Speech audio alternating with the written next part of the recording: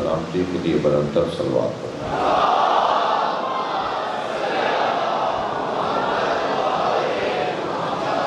सूरह मुबारक साफ़ात की आपके सामने मैंने 4 आयतें पढ़ी हैं। आयात मुख्तसर ज़रूर है मगर मुकम्मल है। अल्लाह अपने इस कलाम में तारीख़ अब्दियत के सबसे बड़े बंदे का जिक्र कर रहा है। तारीख़ अब्दियत में पहला कौन है ये तय करना मुश्किल है।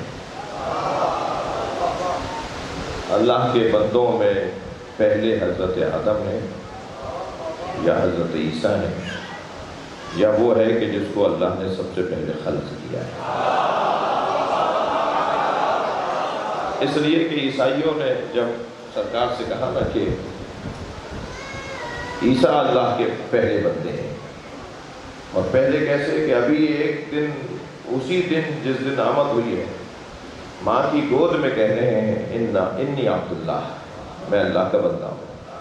तो जो पहले दिन का हो यानी जिसकी आमद अभी उसी दिन हुई हो वो ये कह रहा हो कि मैं अल्लाह का बंदा हूँ, तो सबसे पहला बंदा कोई हज़रत ईसा है। नबी मुकर्रम ने उन्हें जवाब देते हुए फरमाया, कुरान पढ़ रहा हूँ, उन्हें जवाब देते हुए फरमाया इन काना लिर्रहमान वलदुन, अगर रहमान का कोई बेटा होता, अल्लाह का अगर कोई वलद और बेटा होता, फ़अना अव्वलुल आबिदीन, तो मैं मोहम्मद सबसे पहला बंदा हूँ। सलवात पढ़ लेना मोहम्मद वाला।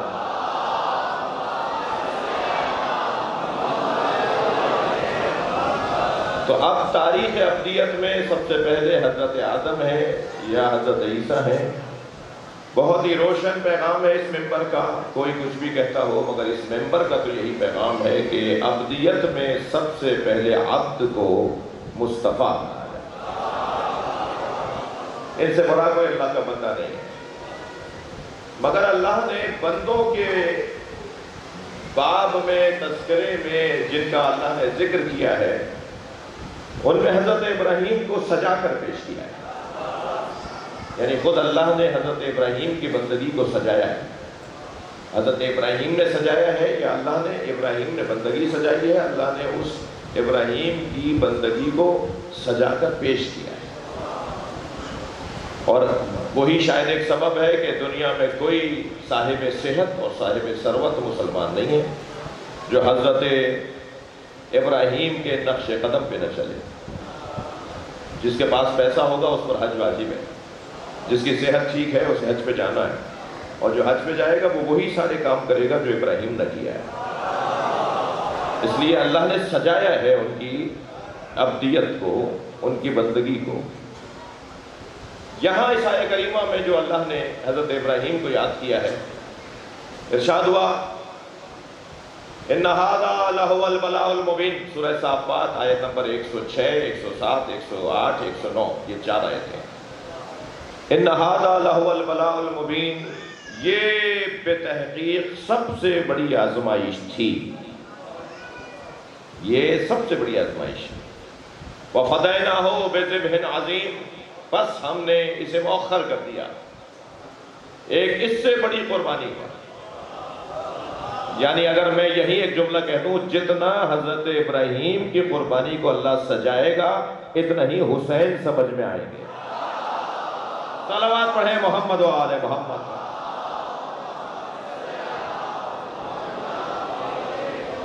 हुसैन मौला का चाहने वाला तो हज का मुखालिफ हो ही नहीं सकता, इसलिए कि जितना हज के ऊपर गौर किया जाएगा इतना करबला समझ में आएगी। जी, एक बीबी सफा और मरवा के दरमियान अगर एक मासूम बच्चे को बचाने के लिए सही करे तो सारे माकूल लोगों को अल्लाह ने उस रास्ते पे लगा दिया। एक बच्चे को बचाने के लिए अगर कोई कोशिश करे तो सारे मुसलमान उसी रास्ते पे दौड़ रहे हैं। और अगर करबला के मैदान में जनाब रबाब, जनाब ज़ैनब, तो उनके रास्ते पे चलने को ही तो जुलूस अज़ा कहा जाता है। ये आप जो अभी करेंगे, ये जो हम इस वक्त कर रहे हैं, ये उस कुर्बानी की याद की ताज़गी है। अल्लाह चाहता है कि कोई गुम ना होने पाए। اللہ قربانی دینے والوں کو گم دیکھنا نہیں چاہتا، چاہتا ہے وہ یاد رہیں، ذہنوں پر حاکم رہیں۔ اِنَّ هَذَا لَهُوَ الْبَلَاءُ الْمُبِينُ، یہ سب سے بڑی آزمائش ہے۔ وَفَدَيْنَاهُ، بس ہم نے اسے مؤخر کر دیا، بِذِبْحٍ عَظِيمٍ، ایک ذبح عظیم پر، سب سے بڑی قربانی پر۔ ایک ذبح ہوگی، ایک گلے پہ خنجر چلے گا، اور ایک قربانی دی جائے گی جو عظیم ہوگی، سب سے بڑی قربانی ہوگی۔ ارشاد ہوا وَتَرَكْنَا عَلَيْهِ فِي الْآخِرِينَ، اور یہ جو ہم نے مؤخر کیا ہے بڑی قربانی کو، یہ آخری زمانے میں کیا ہے۔ سلام علی ابراہیم، سلام ہو ابراہیم پر۔ سلام جب آپ اور میں کسی پر کرتے ہیں تو ہم اپنی زبان سے اعلان کرتے ہیں کہ ہم تمہیں زندہ دیکھنا چاہتے ہیں، اور پھر سامنے والے پر واجب ہے کہ وہ جواب دے کہ جب آپ نے پہل کر لی کہ آپ مجھے زندہ دیکھنا چاہتے ہیں تو مجھ پر واجب ہو گیا کہ میں بھی اعلان کروں کہ میں بھی آپ کو زندہ دیکھنا چاہتا ہوں۔ یہ ہے سلام کا خلاصہ۔ ان مجلسوں کی بقا، ان مجلسوں کا انعقاد قرآن سے کہاں ہمارے پاس دلیل ہے؟ کیا دلیل ہے قرآن سے؟ اچھا، بعض لوگوں کا شوق بھی ہے کہ قرآن سے ہی دکھائیے۔ پہلے تو میں ان لوگوں کو ذرا آئینہ دکھاتا ہوں۔ اگر تم ہر بات قرآن سے دیکھنا چاہو گے تو صبح کی 2 رکعت نماز بھی قرآن میں نہیں ملے گی۔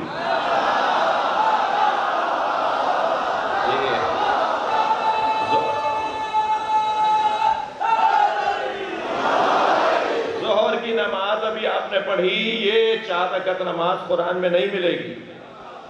آمادہ ہیں تو میں واضح کروں بچوں کے اوپر، اللہ نے حکم نازل کیا ہے طریقہ مصطفیٰ بتائیں گے، تو جب طریقہ مصطفیٰ بتائیں گے تو پھر ان کے بغیر تم کیسے قرآن کو مان رہے ہو؟ یا ان سے ہٹ کر قرآن کا کیا مطلب ہے؟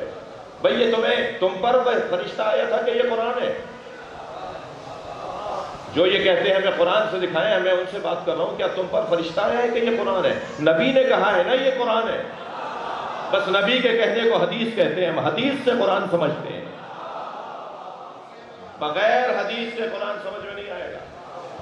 قاعدہ دے دیا اللہ نے قرآن مجید میں، وَمَا آتَاكُمُ الرَّسُولُ فَخُذُوهُ، میرا نبی میرا رسول جو دے وہ لے لو، وَمَا نَهَاكُمْ عَنْهُ فَانْتَهُوا، اور جس چیز سے میرا نبی روکے اس چیز سے رک جاؤ۔ بس نبی کی دی ہوئی چیزوں کو لینا ہی اسلام ہے، اور ان سے بچنا ہی تبرہ ہے۔ جی تبرہ زبان سے کرنے سے زیادہ عمل سے کرنے کا کام ہے۔ صلوات پڑھ لیں ذرا محمد و آل محمد۔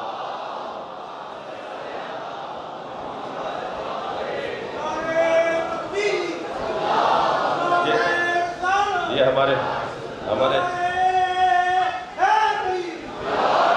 ہمارے شیخ صاحب جو ہے جب وہ پھیرے لگاتے ہیں نا تو کہیں ایسا نہ ہو کہ ہندوؤں کو تقویت ہو کہ امام بارگاہوں میں بھی ہوتا ہے۔ ذرا صلوات پڑھ لیں محمد و آل محمد۔ امام بارگاہ کو امام بارگاہ ہی رہنے دیں گے۔ صلوات پڑھ لیں ذرا رب نبی کی ذات۔ محبت ہے، اگر لاہور میں 10 مجلس سے پڑھ رہا ہوں نا تو روزانہ کے 10,000 کا خرچہ ہے ان کا۔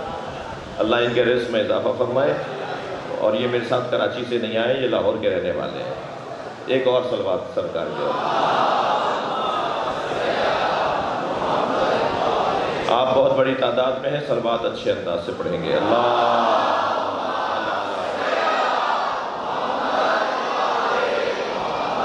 بات آگے بڑھے۔ بہت سے لوگوں کی آرزو ہے کہ ہمیں قرآن سے دکھاؤ، قرآن سے دکھاؤ، قرآن سے بات کرو، تو میں مجلس سے ازا قرآن سے بتا رہا ہوں۔ ہم میلاد مصطفیٰ جو کرتے ہیں، ہم میلاد علی جو کرتے ہیں، ہم جشن آمد مولا حسین جو کرتے ہیں، وہ قرآن کی آیت کے مطابق کرتے ہیں۔ آیت پڑھنے جا رہا ہوں، سورہ مبارکہ مریم کی آیت ہے، آیت نمبر 30 ہے۔ یہ بچے اور جوان اپنے ذہن میں آیت کو ذرا بٹھا کے لے جائیں، پھر خود جا کے سرچ کر لیں، انہیں آیت کے نشان مل جائیں گے۔ قرآن فارمولوں کی کتاب ہے، 1,24,000 نبیوں میں سے صرف 24 نبیوں کا نام قرآن نے لیا ہے، تو کیا ہم سارے نبیوں کا انکار کر دیں جن کے نام نہیں ہیں؟ قرآن میں تو نام نہیں ہے، صرف 24 کا نام ہے۔ اور ولائی لوگ بیٹھے ہیں، مجلسی لوگ بیٹھے ہیں، لاہور کا منتخب مجمع ہے، اور وقت بھی امتحان کا ہے۔ اس وقت میں تو وہی آتا ہے مجلس میں جو ایسے ہی مجلسی ہوتا ہے. تو بہت بہت مہربان ہیں آپ اس وقت میرے اوپر. مجلس پہ تو ہمارا کسی کا احسان نہیں ہے. میں ایک جملہ کہتا ہوں، آگے بڑھ رہا ہوں، توجہ چاہوں گا کہ وہ 24 نبی جن کا اللہ نے قرآن میں ذکر کیا ہے نا، یہ وہی 24 نبی ہیں جن کے قرآن میں نام نازل ہونے سے پہلے حضرت ابو طالب نے اپنے دیوان میں ان کے ناموں کو نظم کر دیا تھا.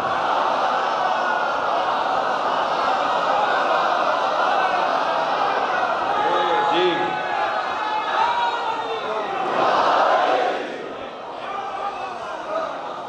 اگر سرکار نے قلم ہاتھ میں لے لیا ہوتا،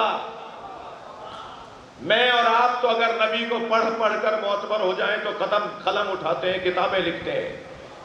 سرکار نے کبھی قلم کو ہاتھ ہی نہیں لگایا. 2 چیزوں کو نبی نے ہاتھ ہی نہیں لگایا. ایک تلوار کو، اس لیے کہ رحمت للعالمین کے ہاتھ میں تلوار جچتی نہیں ہے. ایک قلم کو، قلم سرکار نے ہاتھ میں کیوں نہیں لیا؟ معاذ اللہ اس کو دیکھ کر بعض لوگوں نے اپنا دماغ چلایا کہ انہیں لکھنا نہیں آتا تھا. نہیں، وہ قلم ہاتھ میں اس لیے نہیں لے رہے کہ معاذ اللہ انہیں لکھنا نہیں آتا تھا. جی توجہ، جو اللہ کی مخلوق کے لیے خود اللہ کا قلم بن جائے. نون والقلم وما یسطرون. یہ قلم کون سا قلم ہے جس کی قسم اللہ کھا رہا ہے؟ وہ سرکار کی ذات جو خود اللہ کا قلم ہو. اس نے قلم ہاتھ میں کیوں نہیں لیا؟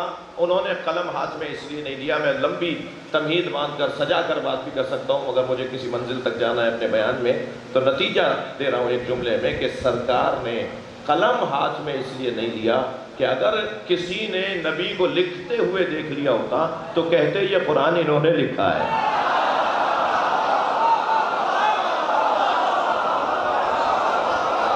ہم قلم ہی ہاتھ میں نہیں لیں گے، اللہ کا کلام اللہ ہی کا رہے.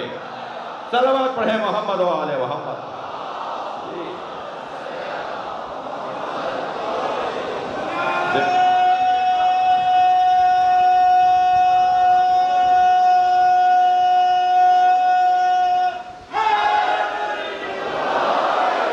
قرآن فارمولوں کی کتاب ہے. قرآن میں اگر ایک نبی کا ذکر کر کے اللہ نے بتا دیا کہ نبی دنیا میں آئے تو نبی ہوتا ہے. اگر ایک نبی کا بھی ذکر اللہ نے یہ کر دیا ہو کہ جب اس کی آمد ہوتی ہے، جب ماں کی گود میں آتا ہے، اس وقت بھی نبی ہوتا ہے، تو کیا ضروری ہے کہ ہر نبی کا نام لے لے کے وہ بتائے؟ ایک نبی کا ذکر کر دیا کہ ہر نبی، یہ نبی جب ماں کی گود میں نبی ہے تو سارے نبی نبی ہیں. اور خاص طور پر اس نبی کا نام لے دیا اللہ نے ماں کی گود میں نبی ہونے پر کہ جو سرکار کے 12ویں پوتے کے پیچھے نماز پڑھیں گے. تم ہمارے نبی کو کہہ رہے ہو کہ وہ 40 سال کے بعد نبی ہوئے. ہمارے نبی 40 سال کے بعد نبی نہیں ہوئے ہیں، تمہیں آنے میں 40 سال دیر لگی ہے. کلمات پڑھ لے محمد و آل محمد.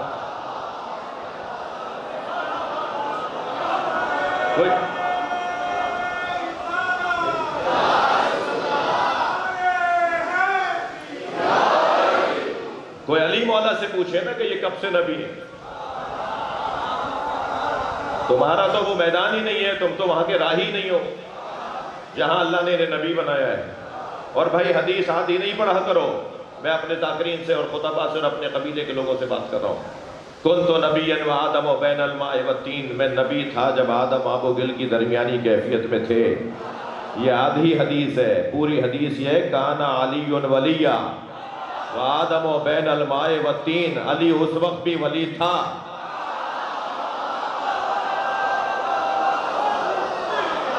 جب آدم ابھی آب و گل کی درمیانی کیفیت میں تھے. تو ان کا یہ قاعدہ قانون جو قرآن فارمولے عطا کر رہا ہے، ان میں سے ایک فارمولہ حضرت عیسیٰ اور حضرت یحییٰ سے متعلق. دونوں نبیوں سے متعلق قرآن میں 2 جگہ 2 آیتیں ہیں، ایک ہی لہجے کی 2 آیتیں ہیں. السلام علیہ یوم ولدت. سلام ذہن میں ہے آپ کے. السلام علیہ یوم ولدت. میرے روز ولادت پر سلام. جی. السلام علیہ یوم اموت. میرے روز رحلت پر سلام. روز ولادت پر سلام کو میلاد کی محفل کہتے ہیں، اور روز رحلت پہ سلام کو مجلس عزا کہتے ہیں۔ زندہ یہ انعقاد ہوگا، برپا ہوگی نا۔ صلوات پڑھ لیں ذرا محمد و آل محمد۔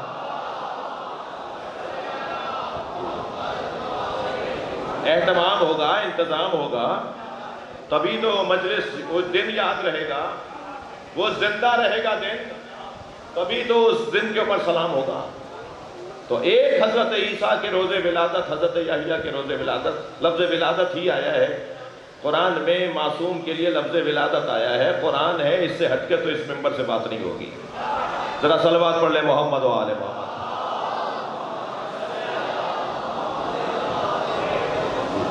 جی لفظوں میں نہیں الجھا کرو، میں بچوں سے بات کر رہا ہوں۔ یہ ہمارے ذہنوں کی الجھنیں ہوتی ہیں جو ہم لفظوں میں ڈال دیتے ہیں۔ لفظ ولادت معصوم کے لیے قرآن میں آیا ہے، اللہ سے زیادہ ہم مولا ہی نہیں ہیں۔ صلوات پڑھ لیں ذرا محمد و آل محمد۔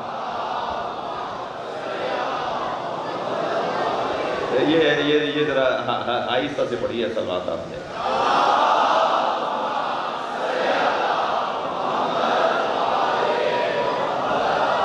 توجہ ہے، بات آگے بڑھے۔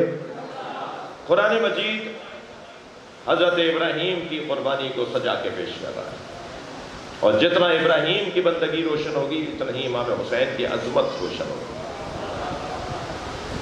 ارشاد ہو رہا ہے وَفَدَيْنَاهُ بِذِبْحٍ عَظِيمٍ، ہم اس قربانی کو ایک بڑی قربانی پر، اس سے بڑی قربانی پر مؤخر کر رہے ہیں۔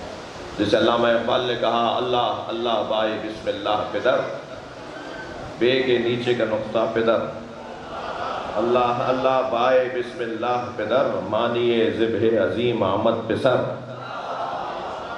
قرآن میں جو لفظ ذبح عظیم آیا ہے، مانیے ذبح عظیم سے مراد پسر یعنی حسین ہے۔ اقبال کا تو وہی عقیدہ ہے جو اس ممبر کا عقیدہ ہے۔ یہاں اللہ یہ کہہ کر کہہ رہا ہے کہ وَتَرَكْنَا عَلَيْهِ فِي الْآخِرِينَ، اور ہم نے یہ جو قربانی کو مؤخر کیا ہے یہ آخری زمانے میں ہوگی۔ سلام علی ابراہیم، اور ابراہیم پر سلام ہو۔ تو ابراہیم پر اللہ جب سلام کرے تو پھر ابراہیم کا نام کوئی مٹا نہیں سکتا۔ اللہ آپ کو بار بار حج پر لے جائے، بار بار عمرے پر لے جائے۔ یہ وہ زمینیں ہیں کہ جہاں حج بھی ہے اور زیارت بھی ہے۔ ائمہ معصومین کی 6 معصومین کی زیارت ہے، اور عمرے کے لیے اور حج کے لیے جب آپ جاتے ہیں تو سب سے مہنگی 2 رکعت نماز، بعض اوقات تو 15 لاکھ کی 2 رکعت نماز ہے وہ، جو مہنگے حجوں کے لیے جاتے ہیں نا، ذرا VIP سفر 20 لاکھ کا حج ہے، تو وہ 2 رکعت نماز اگر اس حج میں نہ ہو تو پورا حج باطل ہے۔ وہ کون سی 2 رکعت نماز ہے؟ جو مقام ابراہیم پہ پڑھی جائے گی۔ مقام ابراہیم سے ہٹ کر نماز نہیں پڑھی جا سکتی۔ کوئی باب عمرہ پر، باب فہد کے اوپر جا کے 2 رکعت نماز طواف پڑھ لے تو اس کی نماز باطل ہے۔ نماز باطل ہے تو طواف باطل ہے۔ تو اسے کہاں پڑھنی ہے وہ 2 رکعت نماز؟ حاجی کو یا معتمر کو، عمرہ کرنے والے کو؟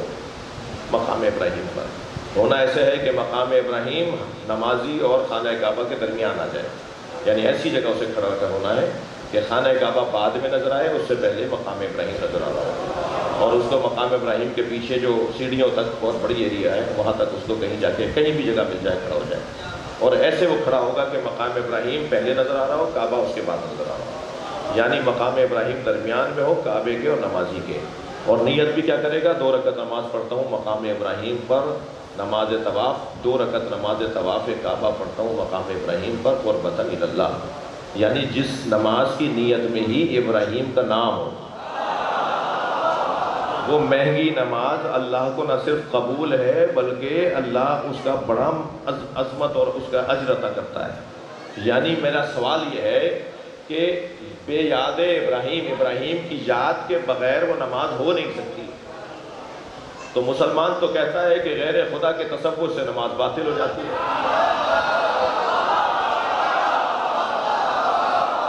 مسلمان صحیح کہتا ہے، ہم بھی یہی کہتے ہیں، غیر خدا کے تصور سے نماز باطل ہے۔ یہ کیا ہو رہا ہے پھر؟ میں طالب علم ہوں، سمجھنا چاہتا ہوں۔ غیر خدا کی یاد میں، غیر خدا کے تصور سے اللہ کی عبادت باطل۔ یہ 2 رکعت نماز مقام ابراہیم پر پڑھتا ہوں قربتاً الی اللہ، یہاں تو آپ نیت میں نام لے رہے ہیں، نیت ہی صحیح نہیں ہوگی جب تک کہ حضرت ابراہیم کا ذکر اور ذہن میں تصور نہ ہو. یعنی ابراہیم کی یاد میں اللہ کی عبادت.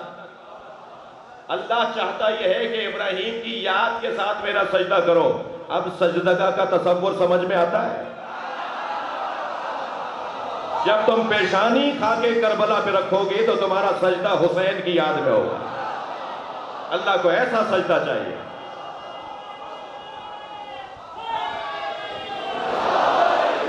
اللہ کو ایسا سجدہ چاہیے جس سجدے میں قربانی کا جذبہ ہو.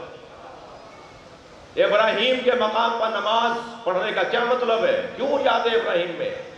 ابراہیم یعنی فداکار، ابراہیم یعنی قربانی دینے والا، ابراہیم یعنی ہجرت کرنے والا، ابراہیم یعنی دین کی خاطر اولاد قربان کرنے والا، ابراہیم یعنی نظریے کی خاطر خود کو آگ میں ڈالنے پر تیار ہو جانے والا، ابراہیم یعنی سارا معاشرہ ایک طرف اور تنہا ابراہیم اللہ کی خاطر کھڑا ہونے والا. یعنی یہ ساری ایک لمبی لسٹ بنے گی کہ ابراہیم یعنی یہ، ابراہیم یعنی یہ، ابراہیم یعنی یہ.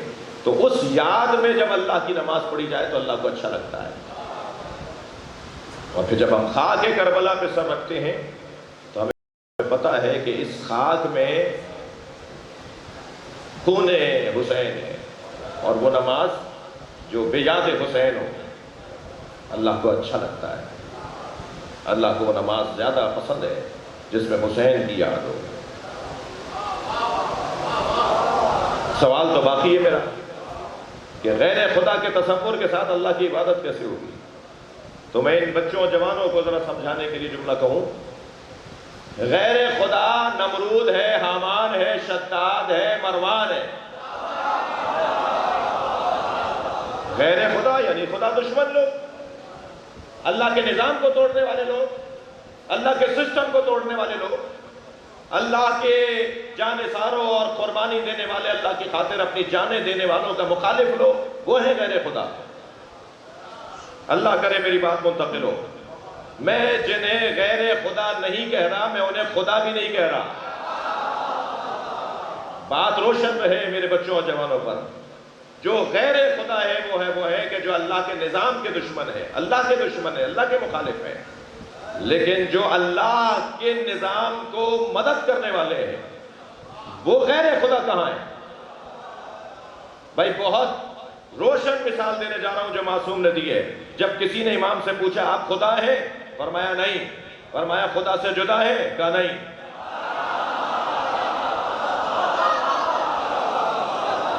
کمالا سمجھ میں نہیں آیا. حضرت نے فرمایا تم نے سورج دیکھا ہے؟ فرمایا دیکھا ہے. حضرت نے فرمایا شعائیں دیکھی ہیں؟ کہا دیکھی ہے. حضرت نے فرمایا بتاؤ شعائیں سورج ہیں یا سورج سے جدا ہیں؟ شعائیں نہ سورج ہیں نہ سورج سے جدا ہیں.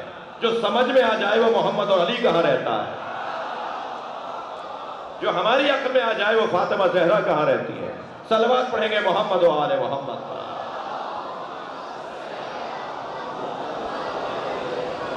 یہ غیر خدا اس معنی میں جس معنی میں کہہ رہا ہوں، اور میرے معنی میرا مطلب روشن ہے، یہ غیر خدا نہیں ہے. غیر خدا نمرود ہے، فرعون ہے، حامان ہے، شداد ہے، یزید ہے. اور خدا کے نظام کو تقویت پہنچانے والے حضرت آدم ہیں، نوح ہیں، ابراہیم ہیں، موسیٰ ہیں، عیسیٰ ہیں. سرکار کی ذات ہیں. ترتیب میں بعد میں آئے ہیں، جی فضیلت میں پہلے ہیں. بعد میں آنے والے کو بعد میں نہ مانو. ضروری نہیں ہے جو بعد میں آ رہا ہے وہ فضیلت میں بھی بعد میں ہو. جی بعد میں آنے والا فضیلت میں پہلا ہو سکتا ہے. جب ہر جگہ یہی قاعدہ ہے تو علی کے واسطے میں یہ قاعدہ کیوں نہیں ہے؟ وہاں بھی بعد میں اگر آ بھی رہے ہیں تو فضیلت میں پہلے.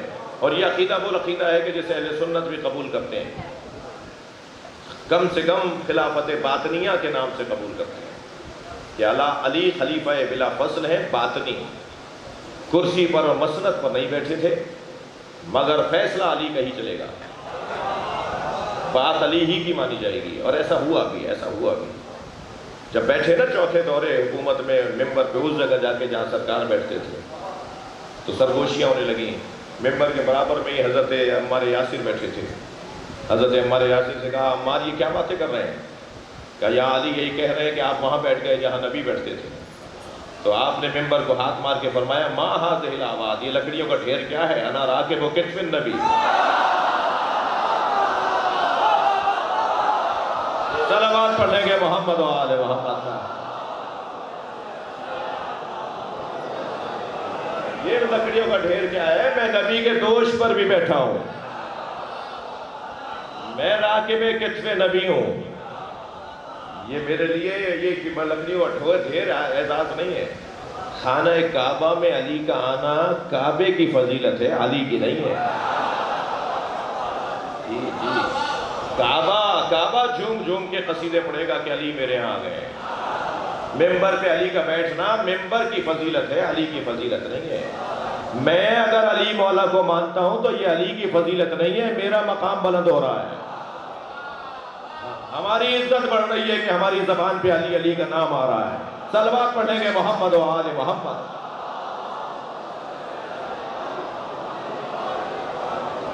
ماشاءاللہ۔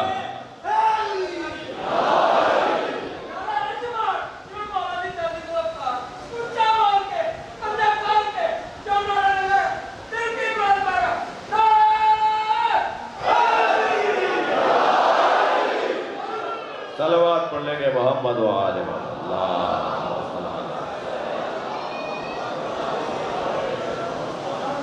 وَفَدَيْنَاهُ بِذِبْحٍ عَظِيمٍ سلام علی ابراہیم۔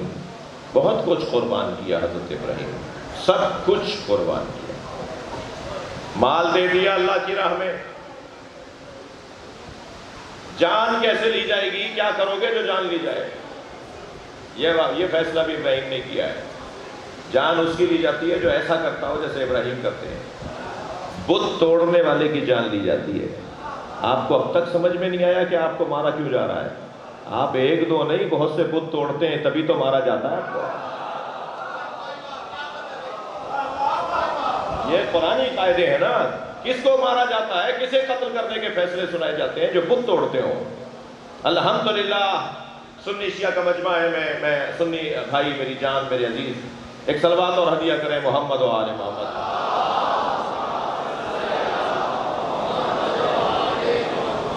تشریف لائیے حافظ صاحب کی طرف۔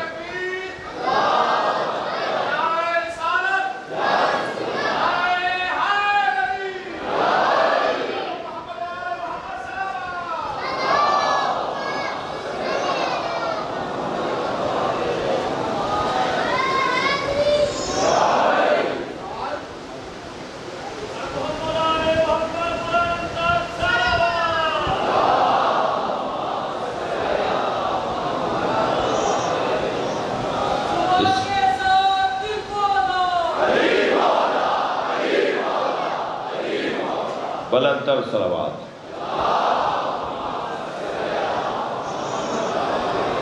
آٹھ دس سال سے میں حافظ صاحب کے خطابات سے محروم ہوں، کچھ بھی اس کا سبب ہو سکتا ہے، میری اپنی مصروفیت ہے، ورنہ ہم نے اس سے پہلے مدتوں ہمارے اپنی مرکزی اور آبائی امام بارگاہ خیرپور میں شاید 10 سال کا حافظ صاحب آپ نے پڑھا، زیادہ چیلم کشرا ہمارا جو آبائی اپنا خاندانی عزاداری ہے، تو قدیمی مضبوط مولا کے خدمت گزار، اور اس آبادی میں حافظ صاحب سے رونق ہے۔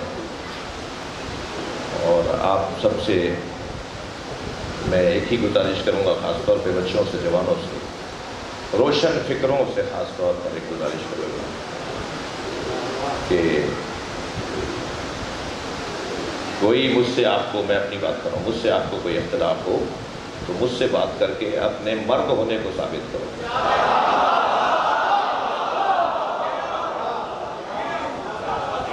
اپنے ہمت والے ہونے کو ثابت کرو۔ اور ایک صلوات پڑھ لے، بات ہو گئی۔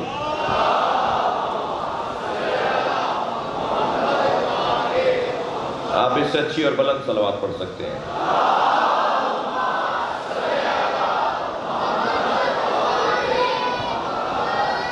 اب جب 10 منٹ پڑھ لوں اور فضائل، صلوات پڑھ لیں، صلوات پڑھ لیں ذرا۔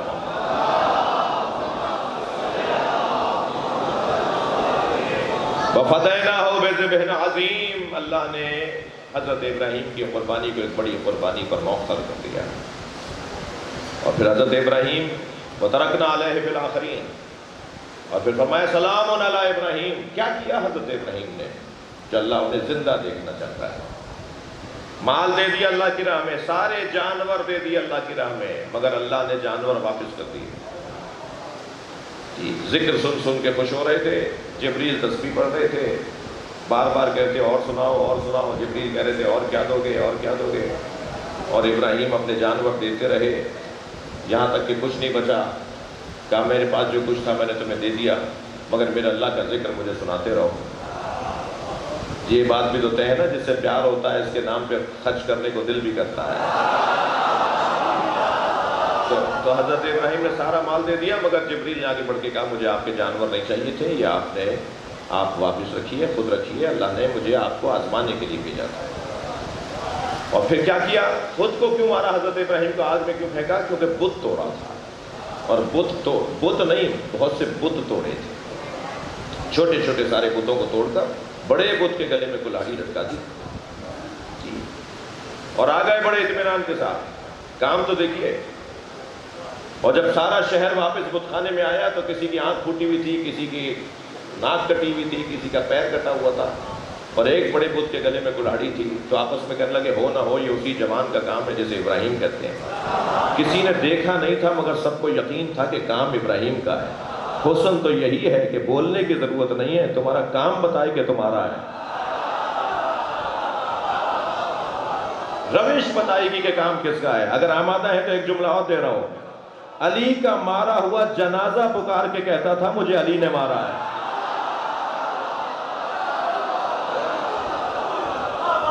جی جی جی، حضرت ابراہیم کو دیکھا نہیں کسی نے مگر سب کو یقین ہے کہ یہ کام ابراہیم کا ہے۔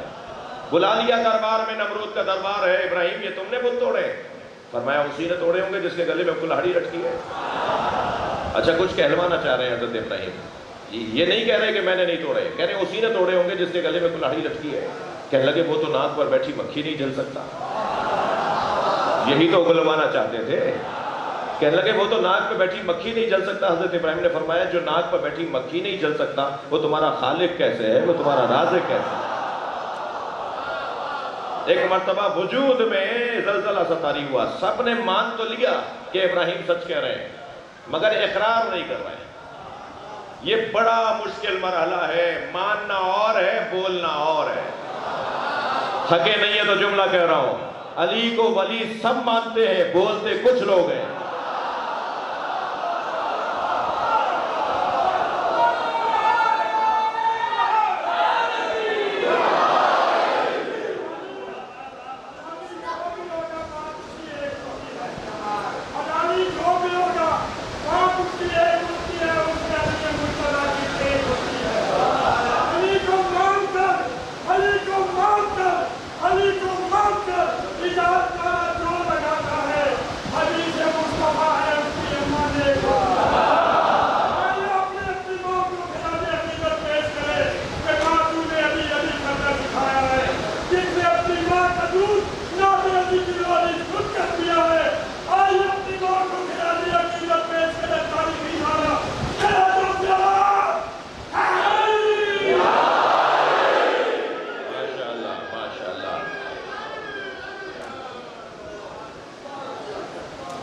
کہا ابراہیم نے بت توڑے تو انہیں اب آگ میں پھینکنا پڑے گا۔ سزا کیا دی؟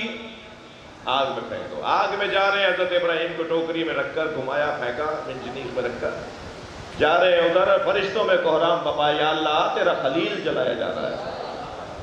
اللہ نے کہا جاؤ جبریل جا کے پوچھ لو میرے خلیل سے کہ وہ چاہتا کیا ہے۔ جبریل سامنے آئے، حل لگا حاجت یا ابراہیم، اے ابراہیم کوئی حاجت ہے؟ انتہائی اطمینان اور قلب سلیم کے ساتھ، اتنے چکر کھانے کے بعد بھی ذہن کام کر رہا ہے۔ جی معمولی سے بخار میں تم ہذیان بولتے ہو، عجیب داستان ہے۔ کہا حل لکا حاجت یا ابراہیم، اے ابراہیم حاجت ہے؟ فرمایا اما الیک فلا، ہاں ہے مگر تم سے نہیں ہے۔ کہا پھر کس سے؟ کہا اسی سے جس نے تمہیں آنے کی اجازت دی ہے۔ کہ بتاؤ، جا کے بتا دوں میں اللہ کو کہ تمہاری کیا حاجت ہے؟ فرمایا علمہ بحالی یغنی عن سوالی، وہ مجھے دیکھ رہا ہے، اس سے بڑھ کر میری حاجت روائی اور کیا ہے؟ وہ میری طرف توجہ کر رہا ہے، اس سے بڑھ کر میری مراد کیا ہے؟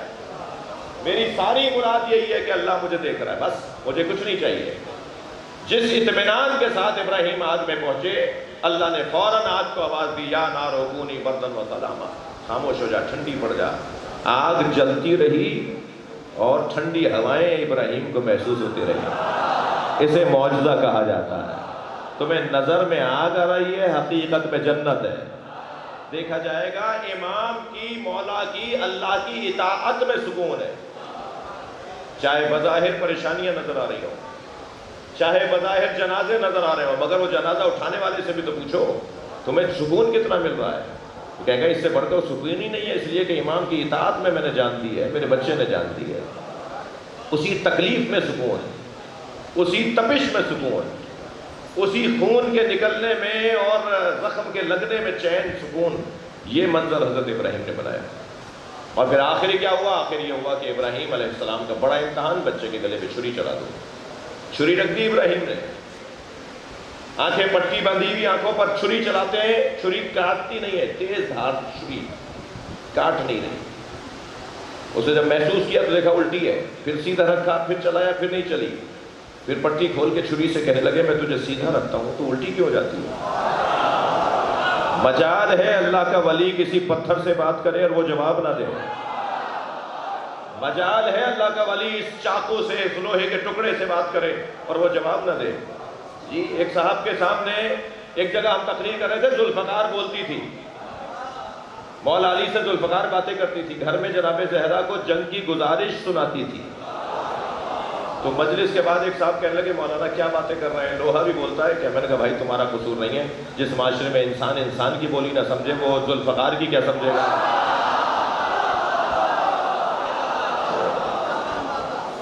جس وادی کے تم نہیں ہو تمہیں سمجھ میں نہیں آئے گی یہ بات۔ میرے مولا سے اب کسی نے پوچھا ذوالفقار کے بارے میں تو حضرت نے فرمایا جب علی ارادہ کرتے تھے ذوالفقار لمبی ہو جاتی تھی، جب ارادہ کرتے تھے چھوٹی ہو جاتی تھی۔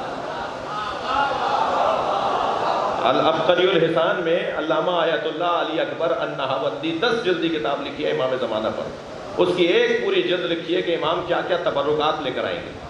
جو تبرکات امام وقت لے کر آئیں گے نا اپنے ساتھ، ان میں ایک تبرک مولا علی کی ذوالفقار ہے۔ پھر ذوالفقار پر انہوں نے کوئی 20 صفحے لکھے ہیں اور شاید 10 سے زیادہ حدیثیں لکھی ہیں ذوالفقار کے بارے میں۔ اس کے اندر وہ لکھتے ہیں، توجہ چاہوں گا، کہ جب مولا چاہتے تھے وہ لمبی ہو جاتی تھی، دشمن دور ہے وہاں تک علی جانا نہیں چاہ رہے، ذوالفقار سے کہا وہ تھوڑا لمبی ہو گئی، وہیں سے حضرت نے مار دیا۔ چاہتے تھے چھوٹی ہو جائے تو چھوٹی ہو جاتی تھی۔ جب یہ بات معصوم امام نے کسی کے سامنے کی، اس نے تعجب سے کہا مولا یہ کیسے ہو سکتا ہے؟ حضرت نے فرمایا عصائے موسیٰ لمبا ہو جاتا تھا، ذوالفقار کا لمبا ہونا تمہیں سمجھ میں نہیں آ رہا۔ تو یہ والی وادی وہ ہے کہ جس کے لیے پہلے کچی پکی پڑھنی پڑے گی۔ میں اسی لیے اپنے شیعہ بچوں سے کہتا ہوں اپنے ساتھ اپنے بھائی کو ضرور لایا کرو، تاکہ تھوڑا سا اس کا ذہن بنے۔ جو باتیں میٹرک کی ہیں وہ کچی پکی والوں کو سمجھ میں نہیں آئے گی، تھوڑا سا معیار اونچا کرنا پڑے گا۔ ماضی میں بہت زیادہ تھا، اب کم ہوا، لیکن اب پھر بہتر ہو رہا ہے۔ اپنے ساتھ اپنے بھائیوں کو ضرور لایا کریں۔ مفاہیم ہے، حضرت ابراہیم اپنے بچے کے گلے پہ چھری چلا رہے ہیں، چل نہیں رہی، فرمایا میں تجھے سیدھا رکھتا ہوں تو الٹی کیوں جاتی ہے؟ تو چھری بولی الخلیل امرنی والجلیل نہانی، خلیل مجھے امر کرتا ہے اور جلیل مجھے روک دیتا ہے۔ سبحان اللہ۔ فرمایا یا اللہ کیا میری قربانی قابل قبول نہیں ہے؟ فرمایا ابراہیم ہم نے تمہاری قربانی قبول کر دی، اب ہم تمہاری نسل سے بڑی قربانی لیں گے اور اس سے بڑی قربانی لیں گے۔ ابھی تم ایک اسماعیل کو ذبح کر رہے تھے، اب کربلا میں 18 اسماعیل ذبح ہو گیا۔ تم ایک اسماعیل کو ذبح کرتے ہوئے آنکھوں پہ پٹی باندھ رہے ہو، کربلا میں حسین کی آنکھیں کھلی ہوں گی، سب جنازے خود حسین اٹھائیں گے۔ کوئی جنازہ حتیٰ غلاموں کا جنازے، غلاموں کے جنازے بھی امام نے کسی اور کو اٹھانے نہیں دیے۔ हुर के बेटे अली इब्न हुर ने जब बाबा को सलाम किया ना घोड़े से गिरते हुए, तो मैं साहिबान औलाद बैठे हैं, सवाल करूं, बेटा बाप को ऐसी हालत में पुकारे तो बाप कितनी जल्दी जाएगा। जब हुर पहुंचा ना बेटे के लाशे पे, तो हुसैन पहले से मौजूद थे और मौला ने हुर के बेटे का लाशा उठा लिया था। तो बढ़कर कहा हुर ने, मौला ये गुलामज़ादा है, मौला इसका लाशा आप नहीं मैं उठाऊंगा। फरमाया हुर जवान की मैयत बाप नहीं उठाता, अजरो कमल अल्लाह, अजरो कमल अल्लाह, खुदा किसी गम में न रुलाए। जब आप बुलंद आवाज़ से रोते हैं ना, इमाम जाफर सादिक दुआ देते हैं, मेरे बच्चों जवानों, मेरे अजीज़ों बुजुर्गों, तकल्लुफ़ करके ना रोया करें। आपका ये बिगड़ा हुआ चेहरा जनाब ज़हरा को बहुत अच्छा लगता है। मजलिस में ख़वातीन की बीवियों की तादाद भी बहुत है। हुसैन ने लाशें तो बहुत उठाए, मगर एक लाशा हुसैन से उठता नहीं था। कभी आगे जाते थे इन्ना लिल्लाह, कभी उल्टे पैर वापस आते थे रिज़न बिक़ज़ाइही व तस्लीमन लिअम्रिही। छोटा सा लाशा, अजरुकुम अल्लाह, अजरुकुम अल्लाह, हक़ है ऐसे ही रोने का। छोटा सा लाशा जो अभी कुछ देर पहले तक तड़प रहा था, अब तीर खा के बाबा की गोद में सो गया। सकीना ने बाबा को आते देखा, जो भाई कुछ देर पहले तक तड़प रहा था, अब वो बाबा की गोद में सुकून से सो रहा है। तो बीबी ने दूर से आवाज़ देकर कहा, बाबा मैं भी प्यासी हूँ, मुझे भी पानी पिला लाइए। बच्चों छोटे बच्चों के माँ बाप बैठे हैं ना मजलिस में, क्या जज्बात होते हैं छोटे बच्चों के। हुसैन क्या बताएं कि कैसा पानी पिलाया है। लेकिन जब सकीना बीबी की आवाज़ बुलंद हुई तो दरे खैमा पर माँ दौड़ती हुई आई। जनाब रबाब कितनी जल्दी आई होंगी अंदाज़ा करें। इमाम ने जनाब रबाब को आते हुए देखा तो उल्टे पैर वो वापस होने लगे, उल्टे पैर वापस होने लगे। लाशा गोद में है, मंजर ज़रा सोचेंगे तो हाथ पैर कांपने लगे। इमाम उल्टे पैर वापस हो रहे हैं और उल्टे पैर वापस होते हुए फरमा रहे, रबाब मैं कौन हूँ। अजीब है जो अपनी ही वजह से सवाल कर रहे हैं, रबाब बताओ मैं कौन हूँ। जनाब रबाब ने फरमाया, आप मेरे इमाम हैं, आप हुज्जत खुदा हैं, आप मेरे वाली हैं। हुसैन ने अबा का दामन हटा दिया। एक माँ ने खून में लथपथ बच्चा दे नन्हे नन्हे लबों पे लब रख दिए। या बनैया आमिसलो का युनहर, ऐ मेरे लाल, अरब तो ऊँटनी के बच्चे को भी नहर नहीं करता, क्या तो जैसों को नहर किया जाता है। खानदानी लोग बैठे हैं, खानदानी अज़ादार बैठे हुए हैं। एक जवान मेरे पास 8 मुहर्रम को आया, कहने लगा, मौलाना मैं मछली खरीद कर लाया। मैंने अपने घर वालों से कहा कि मछली तल के मुझे दे दो, तो दादी हुजरे से बाहर आई और मुझसे लड़ने लगी कि मछली हम मुहर्रम में नहीं खाते। मेरी दादी से बहुत बहस हो गई। मैंने कहा हलाल है तो हलाल है, हराम है तो हराम है, क्यों मुहर्रम में मछली नहीं खाते, मुहर्रम रबीउल अव्वल में क्या फ़र्क है। मगर वो बार बार कह रही है मुहर्रम में मछली नहीं खाते। तो मैं उनसे कहकर आया हूँ कि मैं मौलाना से मसला पूछने जा रहा हूँ। जब वो बोल रहा था मेरी आंखों में आंसू आ रहे थे। मैंने कहा मैं इतना बड़ा आलिम नहीं हूँ, मुझे इस मसले का जवाब नहीं आता, तुम दादी की बात मान लो। कहने लगा मौलाना मुझे समझाइए क्या कह रहे हैं। मैंने कहा हुसैन ने अली असगर के तड़पने को मछली के तड़पने से ताबीर किया। अजरुकुम अल्लाह। अमा तरौना कैफा यतलद्दा, देख नहीं रहे तेरा बच्चा कैसे मछली की तरह मुंह खोलता है और बंद करता है।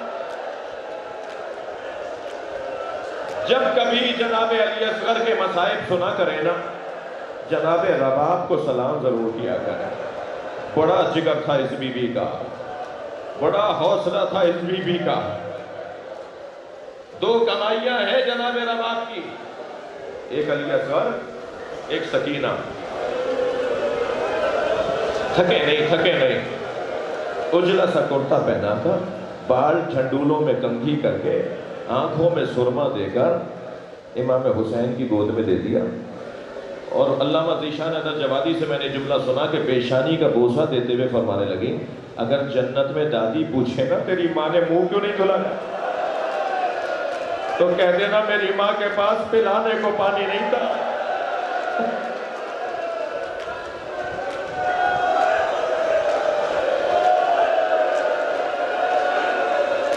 میرے ایک ہندوستان کے ساتھی، میرے ایک دوست میرے ساتھ قم میں پڑھتے تھے، وہ بیان کر رہے تھے، بنارس شہر کے رہنے والے، کہ بنارس میں روز عاشور ان کے امام بارگاہ سے تعزیے کا اور ذوالجناح علم کا جلوس نکل کر بنارس کی کربلا میں جا کے ختم ہوتا ہے۔ کہنے لگے جلوس برآمد ہوا تو ہم چند دوست اس رستے پہ چلے گئے جہاں جلوس کو جانا اور گزرنا تھا، تاکہ انتظام دیکھیں، صفائی ستھرائی دیکھیں۔ کہنے لگے ہم آگے بڑھے تو ایک چاراہے پہ ہزاروں کی تعداد میں ہندو عورتیں کھڑی تھیں۔ قریب گئے تو اور ایک چیز نظر آئی کہ ہر ایک گود میں دودھ پیتا بچہ ہے۔ کہنے لگے ہم برابر سے گزرے تو ایک عورت کی آواز آئی، بھائی مسلمان لگتے ہو؟ تو میں نے کہا ہاں مسلمان ہے۔ کہنے لگی بتاؤ مسلمان ہو تو بابا حسین کا جلوس کب آئے گا؟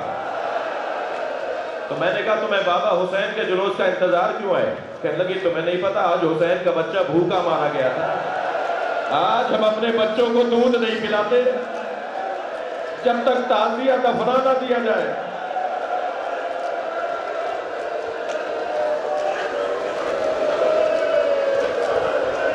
مجھے نہیں پتا کہ شام غریبہ میں پانی کہاں سے آیا، لیکن مقتل نگاروں نے لکھا ہے کہ شام غریبہ میں کھانا اور پانی آیا۔ جناب زینب نے پہلے بچوں کو پانی پلایا، کھانا کھلایا، پھر بڑی بیویوں کو پانی پلایا اور کھانا کھلایا، لیکن جب سب کو پلا لیا تو روتی ہوئی امام سجاد کے برابر میں آ کے بیٹھی جناب زینب۔ فرمایا زین العابدین بھابی رباب پانی نہیں پی رہی، بھابی رباب پانی نہیں پی رہی۔ امام سجاد برابر میں آئے، بیٹھے، اماں کھانا کھا لیجئے، پانی پی لیجئے۔ حکم امام تھا نا، معصوم کا حکم تھا۔ جناب رباب نے پانی بھی پیا، کھانا بھی کھایا۔ دودھ پیتے بچوں کی مائیں اور ان گھروں کے لوگ بھی بیٹھے ہیں جن گھروں میں دودھ پیتے بچے ہیں۔ میں اشارے میں بات کروں گا، ممبر کا ادب مانے ہیں، اللہ کرے میری بات چلی جائے۔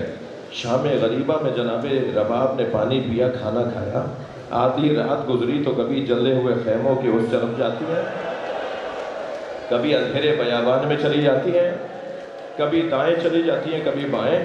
جناب زینب قریب آ کر کہتی ہیں بھابی آپ مضطرب لگتی ہیں، بھابی کچھ دیر آرام کر لیں۔ تو روتے ہوئے فرمانے لگیں مجھے علی اصغر یاد آ رہا ہے، میرا بچہ بھوکا مار دیا۔